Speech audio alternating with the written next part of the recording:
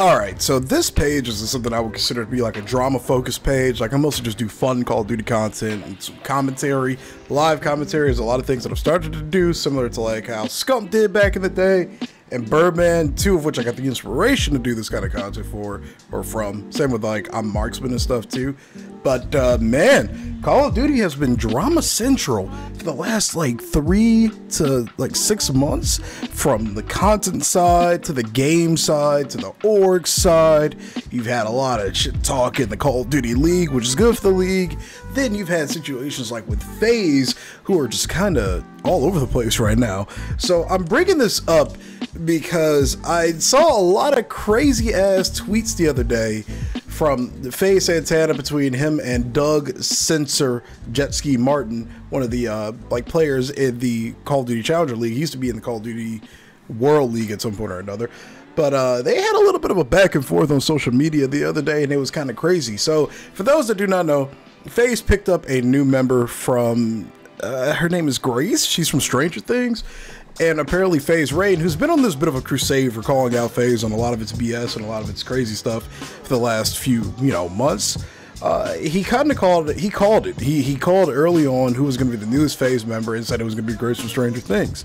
So she gets announced, and this is no hate towards her, because to be frank, I'm happy for anybody that can make it big in the gaming scene. A lot of people weren't really happy with the pickup, mostly because FaZe has been on a spree with picking up celebrities for the last few years, instead of people that have been working hard and kind of grinding towards getting into the gaming space / joining these big orgs that they kind of grew up watching, So FaZe has had this bit of a spree where it's just been picking up celebrities, Snoop Dogg, I think Bronny at some point or another, just a bunch of people. Like, it's a business at the end of the day, and I kind of get it, but it does feel like they've just overall stepped away from their history in the gaming space and are really just only pretty much strictly doing the business side of things.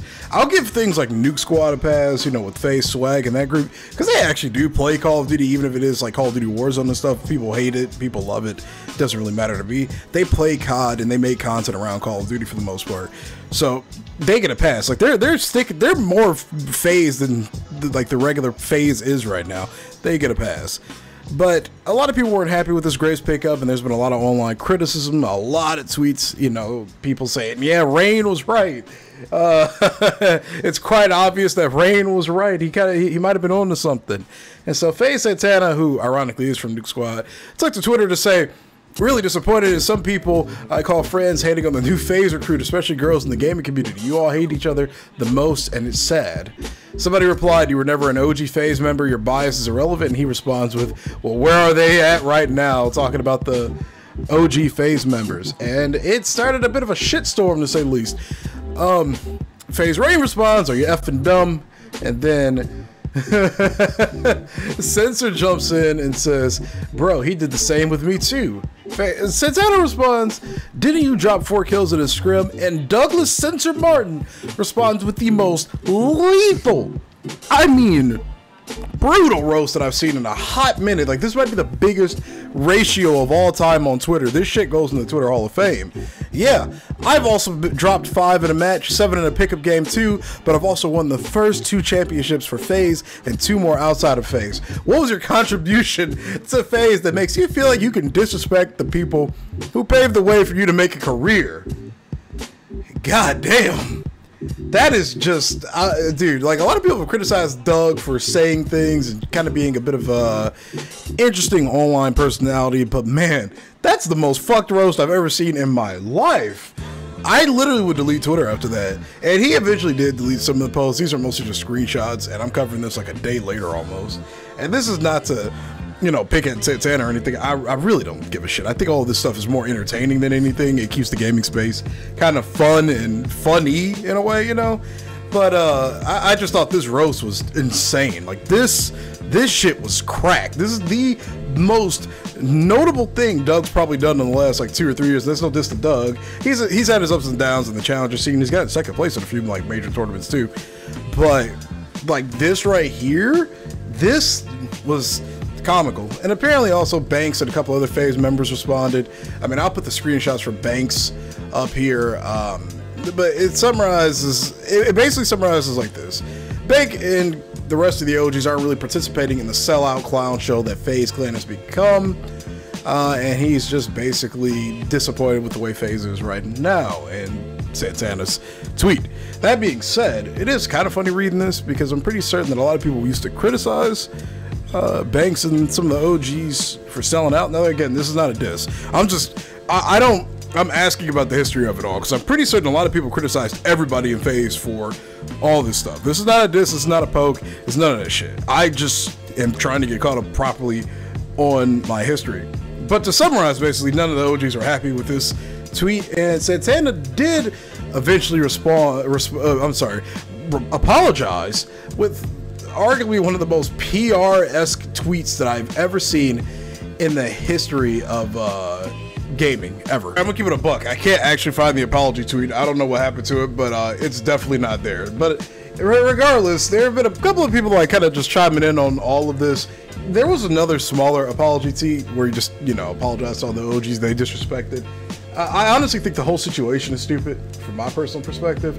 Everybody's getting hot. Everybody's just kind of upset pretty much with the state of FaZe. You know, I don't think the OGs are happy about it. A lot of the current members aren't really happy about it. And there's a lot of middle people that really just aren't at fault here. You know, there's just a lot of people that are involved that aren't at fault, and everybody's just kind of all over the place and upset, and I can't really blame them. Like, this shit's just kind of sad, really, to see where this org's kind of gone for the most part. Again, I have no stake in any of this stuff, really, but I really want the best for the org, to be frank. A lot of people want to see the org collapse, fail, whatever. Orgs collapsing right now in esports is the fundamentally worst thing we could have, honestly. Things definitely need to be changed, but I don't want to see a downfall of FaZe or Astralis or a couple other orgs. Like, we got to fix stuff. There are issues with these teams, sure, but with how dangerous the esports environment kind of is getting in terms of financial stability and overall stability, we don't need any more, like, top 10 orgs collapsing. That's not what needs to happen, and I'm not a hater on FaZe. I don't dislike FaZe. I don't dislike pretty much anybody for the most part. I'm a pretty neutral guy when it comes down to a lot of things, but I definitely don't want to see the org collapse. I do think this drama is just kind of funny, though, considering all the stuff we've had with Warzone being bad, and then Modern Warfare 2 being bad, and then Infinity Ward and Activision just making Modern Warfare 2 bad. Activision shutting down SM2, BO3, or Boys client, then shutting down, you know, X Labs and potentially even Plutonium. COD, like anything related to COD, and I drag FaZe into this too because obviously FaZe was built off of Call of Duty. All this stuff is it's insane how dramatic COD has been this last almost year at this point. It's kind of crazy. One final note on the Santana thing, he did go on stream and apologize. I haven't actually fully watched it yet, but apparently there was a meeting that was supposed to occur with the intention of bringing back a lot of content to the OG FaZe channel, and apparently only like 5 people showed up. I need to fully watch it. I'm just subtexting here from a couple of things that I read, but I don't know. I want to see FaZe succeed, and I hope things go well. And again, no diss to anybody, because I highly doubt any of the FaZe members are going to watch this, obviously. There's one final thing I wanted to add, too. This wasn't in the original version of the video that I recorded, but I wanted to throw it in here. Santana got hit with the, "Thanks for taking the heat, little bro," from Grace. And I know, obviously, like, they're all homies and stuff, but goddamn, if I just took all this heat and I got hit with the "thanks for taking the heat, little bro," I'm deleting Twitter, I'm deleting all my socials, man, and I'm basically just getting the name change. It really ain't that deep, honestly, but a lot of people were kind of memeing on it just a tiny bit. But yeah, the "thanks for taking the heat, little bro" is just kind of, that's rough. Oh god, that's rough. I really want to see them succeed. With the story that FaZe has behind it, it's just like with Optic or Team Liquid or, you know, any of those big, massive brands. I want to see them succeed and do well. But yeah, man, I don't know. Call of Duty drama never ceases to amaze me. You don't really get drama like this in pretty much any other game or any other esport, especially Call of Duty esports, man. Like, it's like the WWE of esports, you know. The game itself is like the WWE of video games. There's just so much chaos and drama every year. You know, we get a new game every year, and there's a coin flip on whether that'll be good or a bad game.